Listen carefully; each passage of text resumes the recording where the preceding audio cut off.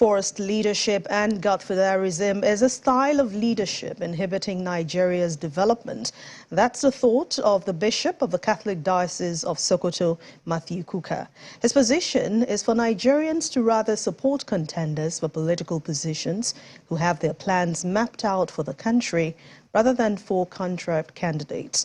He spoke to Channels Television Susan Eliane on our election issues and personality tracking program, Roadmap 2023.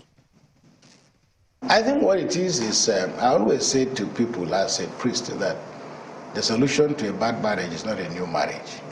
It's often an attempt to look at what has gone wrong. And if you jump to a new marriage very quickly, after some time you become nostalgic about the first marriage. So metaphorically, you can say the same thing about Nigeria. It is that a lot of these changes that we have seen in Nigeria are largely unprogrammed.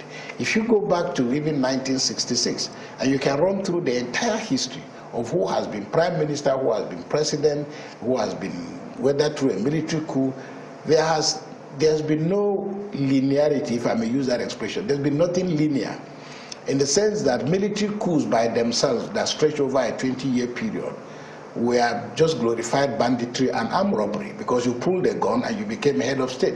And almost up till today, very few Nigerian presidents have come prepared for the job. If I take you back, we have President Buhari now. President Buhari already in 2011 had said, I don't want to be president again, I'm tired. He was literally pulled out screaming to be president in 2015. He took over from Jonathan.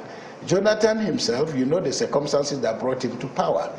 Yaradua, before him, Yaradua was already saying, I'm done. I want to go back to teach in the university. Before Yaradua was Obasanjo. Obasanjo was in prison, hoping that one day he'll walk out of prison, and if he's strong enough, he'll go back to his farm. And you can go on and on and on. You know, Abdul Salam was about to be retired from the military when Abacha died and he became head of state. You know, Abacha, you can go all the way down in Nigeria. You're not going to find one single person who has been president or head of state of Nigeria that came prepared for the job. That's where, if we are to return to the scene of the crime, that's where you have to go back to. That we have not had a leadership that is the result of individuals sitting down and thinking and planning and understanding the problems of Nigeria and figuring out why we don't have electricity, and figuring out why we don't have roads, and figuring out why are we so chaotic.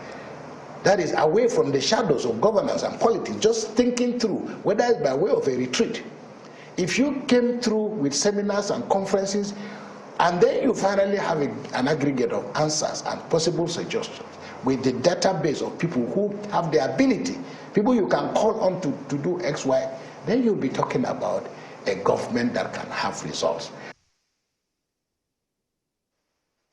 For the full interview with Bishop Kukah, please watch Roadmap 2023 tomorrow, Monday, February the 19th, 2023 at 9 p.m.